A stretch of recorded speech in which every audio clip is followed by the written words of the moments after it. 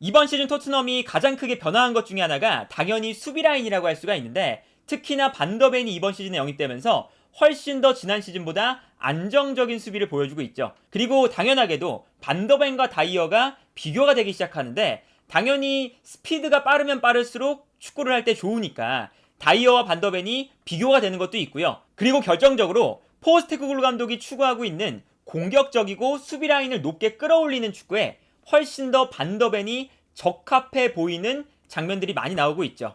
토트넘이 최근 경기를 운영하는 모습을 보면 좌우 풀백들이 중앙으로 들어가고요. 이때 중앙으로 들어가면서 앞선에 있는 최전방 공격수들과 중원에 있는 수비형 미드필더, 좌우 풀백, 요 라인이 하나의 블럭이 돼서 전방 압박을 시도하거든요. 그러다 보니까 당연히 수비 라인이 엄청 높게 올라갈 수밖에 없어요. 예를 들면 상대팀이 한쪽 측면에서 볼을 잡고 있을 때 토트넘은 아까 말씀드렸던 하나의 블럭을 앞쪽에 있는 선수들이 만들면서 순간적으로 모든 선수가 한쪽으로 모여들거든요. 그렇기 때문에 이 공간에서 전방 압박을 강하게 걸 수가 있는 거죠. 그런데 여기서 이제 중요한 것 중에 하나는 뭐냐면, 당연히 최후방에 있는 수비 라인들도 멀리 떨어져서 수비를 하는 것이 아니라 같이 수비 라인을 높게 끌어올릴 수가 있어야 됩니다. 왜 그러냐면, 당연하게도 이 수비 라인에서 상대팀이 볼을 잡고 있을 때 수비 라인만 뒤로 물러나 있으면 아무리 전방 압박을 해도 앞선에 있는 공격수에게 한 번에 뻥 볼을 전개하면 당연히 상대팀 공격수가 편안하게 볼을 잡게 될 수가 있기 때문에 수비 라인도 같이 높게 올라와서 사실상 전방 압박을 강하게 해줘야 돼요. 그래야 최전방에 있는 상대팀 공격수들도 한 번에 후방에서 볼이 넘어왔을 때 쉽게 볼을 소유하지 못하고 압박을 해서 볼을 빼앗아낼 수가 있게 되죠. 그런데 최근에 반더벤의 경기들을 보면 프리미어리그 1라운드, 2라운드 두 경기 동안 확실하게 올라와서 전방 압박에 가담을 해주고, 그리고 토트넘이 전방 압박을 구성할 때 하나의 블록에 본인이 직접 참여를 하는 경우가 많아요. 그래서 사실상 앞선에 있는 선수들만 압박을 하는 게 아니라 반더벤, 로메로까지 모든 선수가 올라와서 하나의 블럭을 만들고 압박을 하게 되죠. 그래서 최근에 토트넘이 압박하는 장면들을 보면요, 한쪽 측면에서 완벽하게 상대를 몰아넣고 압박을 하고 있죠. 근데 여기서 이제 지켜볼 만한 포인트 중에 하나가 최후방 수비 라인이 엄청 높게 올라와 있어요. 특히나 반더벤이 중앙 수비수임에도 불구하고 아주 높은 위치에 있죠. 그러다 보니까 상대팀 입장에서는 이 공간에서 압박을 받고 있을 때 압박을 풀어내서 앞쪽에 있는 공격수에게 패스를 보내줘야 되거든요. 그런데 패스를 보내주는 순간 반더벤이 올라와서 이 선수를 압박을 하게 됩니다. 그래서 이런 장면이 나오게 되는 거죠. 브렌트포드가 압박을 당하다가 풀어나오고 있는 장면이에요. 그런데 앞쪽에 있는 공격수가 이미 반더벤 때문에 압박을 당하고 있으니까 이 공간으로 패스를 보내줄 수가 애초에 없는 상황이 나옵니다. 그리고 이렇게 공격수에게 가는 볼을 확실하게 반더벤이 압박을 해주기 때문에 이 공간에서 브렌트포드가 섣불리 패스를 전개할 수가 없고요. 그러면 브렌트포드가 볼을 전개하는 시간이 약간 걸리게 되면 그 순간 토트넘이 이 좁은 공간에서 둘러싸면서 압박을 할 수 있는 기회를 얻게 되는 거죠. 그래서 전방 압박을 하는 팀들은 아무리 수비 라인이라고 할지라도 확실하게 올라와서 전방 압박에 같이 가담을 해줘야 되는 거거든요. 그래서 우리 김민재 선수가 나폴리에서 뛸 때부터 빅클럽에 적합한 선수라고 말씀을 몇 번 드렸던 적이 있는데, 그렇게 말씀을 드린 이유가 기본적으로 빅클럽들은 라인을 올리고 공격을 할 때가 많고 그때 전방 압박을 할 때가 많아요. 그런데 이 전방 압박을 할 때 김민재가 올라와서 앞선에 있는 선수들과 함께 전방 압박을 같이 들어가니까 지난 시즌의 나폴리의 전방 압박이 엄청나게 좋았던 거거든요. 그리고 당연히 뒷공간으로 패스가 들어왔을 때도 이 뒷공간에 대한 커버 능력이 충분한 선수이기 때문에 김민재도 그렇고요. 그리고 반더벤도 볼프스부르크에서 뛸 때부터 이 선수가 분명히 빅클럽에서 유용하게 사용될 만한 자원이다라는 평가를 받았었죠. 이 장면을 보시면 브렌트포드가 압박을 풀어내서 공격수가 볼을 끌고 올라오고 있죠. 그런데 반더벤이 높게 올라가서 압박에 참여하고 있다 보니까 내려오고 있는 상황이고요. 수비 뒤에 공간이 많이 발생하는 상황이에요.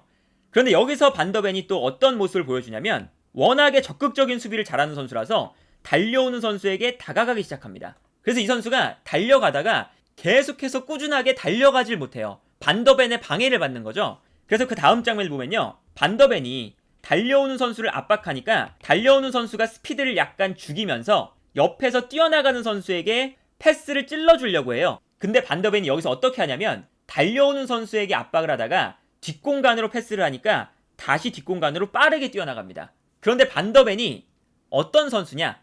스피드가 어마무시하게 빠른 선수죠.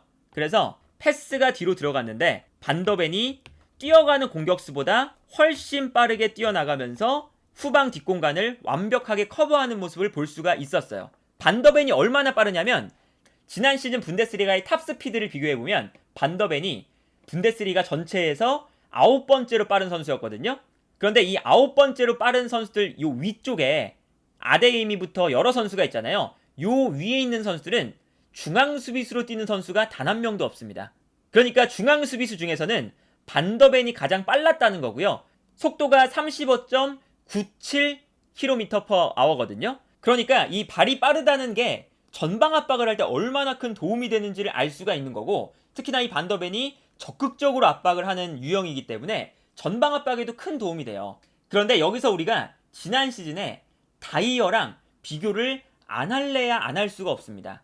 예를 들면 이제 이런 장면이죠. 이게 지난 시즌 본머스전이거든요. 본머스가 당연히 토트넘보다 약팀이니까 토트넘이 공격을 하는 과정인데 여기서 본머스가 길게 패스를 뿌려줍니다. 그런데 여기서 포로가 본머스가 걷어낸 볼을 머리로 걷어내죠. 걷어내서 요 앞공간으로 떨어지는데 이때 다이어의 앞으로 볼이 떨어집니다. 그럼 요 앞공간에 다이어가 빠르게 올라와서 볼을 끊어낼 수가 있는 장면이잖아요. 그런데 여기서 다이어 옆에 있는 본머스의 공격수가 이 세컨볼을 향해서 달려가거든요. 근데 여기서 다이어의 선택이 어떠냐면 다이어가 절대 뛰어 올라가지 않습니다. 당연히 이 세컨볼은 컨트롤하기가 어렵기 때문에 아무리 본머스의 공격수가 먼저 달려갔다 할지라도 여기서 다이어가 압박을 강하게 걸어버리면 볼을 빼앗을 가능성이 높거든요. 그리고 이렇게 앞선에서 볼을 끊어내면 토트넘이 하프라인 그래도 근처에서 끊어내는 거기 때문에 여기서 다시 공격을 시작할 수가 있죠. 그리고 이렇게 되면 상대 공격수들이 올라오고 있는 상태이기 때문에 오히려 역동작이 걸리면서 토트넘이 오히려 본머스에게 역습을 할 수가 있는 상황이었어요. 그런데 여기서 다이어는 스피드가 부족하고 그리고 워낙에 스피드가 부족하기 때문에 적극적인 수비를 거의 안 하죠. 그래서 이 장면도 보시면 볼이 떨어질 때 자기가 스피드 경쟁에서 질까봐 뒤로 물러나고 있는 걸 볼 수가 있습니다. 그러다 보니까 이 세컨볼이 낙차가 커서 컨트롤하기가 어려운데도 불구하고 본머스의 공격수가 너무나 편안하게 볼을 받을 수 있는 여유가 생기죠. 그리고 여기서도 다이어가 강력하게 압박을 하지 않기 때문에 본머스의 공격수가 앞을 충분히 바라볼 수가 있습니다. 그리고 이때 측면에서 달려나가는 선수가 있으니까 달려가는 선수에게 패스를 찔러줄 수가 있는 거죠. 이렇게 되면 공격수가 볼을 잡고 여유롭게 돌아설 수가 있는 상태에서 토트넘의 수비 라인은 공격을 하고 있기 때문에 라인을 올린 상황이에요. 그러면 공격수가 바보가 아닌 이상 이 뒷공간으로 정확하게 패스를 뿌려줄 수가 있다는 이야기가 되는 거거든요. 그러면 저기서는 아무리 뒷공간이 열린다고 할지라도 압박을 해서 뒷공간으로 패스를 할 수 없도록 만들어야 되는데 여기서 다이어가 그냥 우두커니 지켜보고 있죠. 그래서 이 다음 장면을 보면 완벽하게 패스가 들어가면서 토트넘의 수비가 무너지고요. 여기서 또 공격수가 안쪽으로 접고 들어오는데 이 다이어의 움직임을 보면요, 높게 올라가 있다가 뒷걸음질을 치고 있는데도 자신보다 뒤에서 뛰어들어오는 공격수에 대한 커버가 늦게 이루어져요. 그래서 이 안쪽으로 접고 들어오는 공격수의 스피드를 못 따라가고 있죠. 그리고 이 장면만 봐도 어떤 걸 느낄 수 있냐면 오른쪽에 있는 산체스, 왼쪽에 있는 로메로는 이미 내려와 있는데 다이어는 내려오지 못하고 있죠.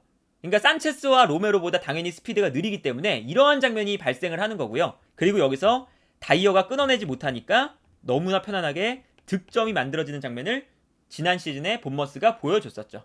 그러니까 이 수비수의 스피드뿐만 아니라 스피드를 바탕으로 한 전방 압박, 이런 것들이 팀이 공격적인 압박과 공격적인 경기를 추구할 때 굉장히 이 퀄리티를 가르는 매우 결정적인 요소가 되는 거거든요. 그러니까 이번 시즌에 포스테코글루 감독이 부임하자마자 발빠른 수비수에 대한 영입 요청을 구단에게 했었고, 그리고 다이어가 오랫동안 팀에서 남아있었던 선수인데 이 선수를 완전히 주장단에서 제외를 하고 아예 경기에도 출전시키지 않는 이유가 여기에 있어요. 왜냐면 이 라인을 높게 올리는 축구에서는 스피드가 느리다는 게 너무나 치명적이고, 그리고 다이어가 스피드가 느리다 보니까 과감한 압박을 할 수가 없기 때문에, 과감한 압박을 할 수가 없다면 전방 압박에 대한 퀄리티가 떨어지고요. 그러면 상대팀이 전방 압박을 풀어나오는 것이 더욱더 쉬워지고, 그리고 풀어나왔을 때 당연히 수비 라인이 높게 끌어올려져 있으니까 뒷공간으로 패스를 찔러줄 수가 있다는 거잖아요. 그래서 다이어가 스피드도 느리지만 여기에 더해서 적극적인 수비가 아니라 뒷걸음질을 치는 수비를 보통 하기 때문에 여기서 포스테코글루 감독이 다이어를 이번 시즌에 절대 쓰지 않으려는 마음을 먹었을 것 같다. 예를 들어서 상대팀이 한쪽 측면에서 볼을 잡고 있을 때 토트넘이 강력하게 전방에서 압박을 하고 있어요. 그리고 당연히 압박을 하기 위해서는 볼이 있는 중심 지역에서 선수 숫자를 많이 늘려놓고 있죠. 근데 이렇다는 건 당연히 반대편에는 넓은 공간이 생긴다는 것을 의미해요. 그렇기 때문에 상대팀 입장에서는 볼을 가지고 있다가 반대편으로 패스를 넘겨주는 것이 당연하거든요. 그런데 여기서도 당연히 수비수가 이 비어있는 공간으로 얼마나 빨리 달려갈 수 있느냐, 달려갈 수 없느냐가 전방 압박과 이 넓은 공간을 허용하지 않는 데에 매우 크게 작용을 하죠. 그런데 아까 말씀드렸던 것처럼 반더벤은 분데스리가에서 가장 빠른 중앙 수비수였고요. 사실 지금 토트넘에서 반더벤이 스피드가 가장 빠를 것 같거든요. 그러니까 저렇게 비어있는 공간을 커버하는 역할에는 반더벤이 포스테코글루 감독의 축구에서 너무나 중요한 역할을 할 수밖에 없는 거죠. 그래서 바로 이런 장면이 반더벤의 스피드를 보여주는 장면인데, 물론 이 장면은 전방 압박을 하는 장면은 아니지만 이 장면에서 보시면요, 선수들이 한쪽에 몰려 있어요. 그리고 이때 오른쪽 풀백인 에메르송 로얄이 볼을 끌고 올라가다가 볼을 빼앗기거든요. 그래서 오른쪽 라인에 엄청나게 큰 공간이 생기는 장면입니다. 그리고 해서 브렌트포드가 반대편으로 패스를 보내주죠. 이 넓은 공간을 이제 반더벤이 혼자서 커버해야 되는 상황이거든요. 근데 이 다음 장면을 보면 반더벤이 이제 어떤 수비를 하느냐, 당연히 볼을 가지고 있는 선수에게 압박을 가해야 되기 때문에 가까운 선수에게 압박을 하고 있어요. 그런데 가까운 선수에게 압박을 하면 반대편에 있는 선수는 그냥 달려나가면 되는 거잖아요. 그래서 달려나가는 선수에게 브렌트포드가 패스를 넣어주고 있어요. 근데 반더벤이 여기서 어떤 모습을 보여주느냐, 압박을 하다가 반대편에 있는 선수에게 패스를 넣어주니까 방향을 바꿔서 전력 질주를 합니다. 보통 이게 사실은 달려가다가 방향을 꺾는 거라서 뛰어들어가는 공격수보다 당연히 출발하는 속도가 늦을 수밖에 없거든요. 그런데 반더벤이 워낙에 빠르다 보니까 이 스피드를 따라잡아요. 그래서 여기서 결정적인 찬스를 브렌트포드가 잡았을 때 완벽하게 달려가서 상대의 공격을 끊어내고 결국에는 이 슈팅을 방해하는 데 성공을 하죠. 그래서 결국에는 이 슈팅이 반더벤의 방해를 받아서 골키퍼 정면으로 가는 걸 볼 수가 있거든요. 그러니까 이런 장면들처럼 반더벤이 지금 토트넘의 수비 라인에 근본적으로 부족했던 스피드, 이 스피드를 채워주면서 완벽하게 토트넘의 수비 라인이 변화하고 있다. 그리고 반더벤의 이 스피드와 적극적인 수비는 지난 시즌 다이어와 엄청나게 비교가 되면서 포스테코글루 감독이 추구하는 공격적이고 라인을 올리고 전방 압박을 하고 싶은 축구에 매우 적합한 수비수처럼 보인다. 그리고 다이어는 물론 토트넘에 헌신했던 기간은 있지만 아마 이번 시즌에 얼굴을 거의 못 보지 않을까. 그래서 이번 시즌 토트넘의 축구는 반더벤과 다이어, 이 두 선수가 어떻게 토트넘이 바뀌었는지를 보여주는 상징적인 선수들이 아닐까라는 생각이 드네요.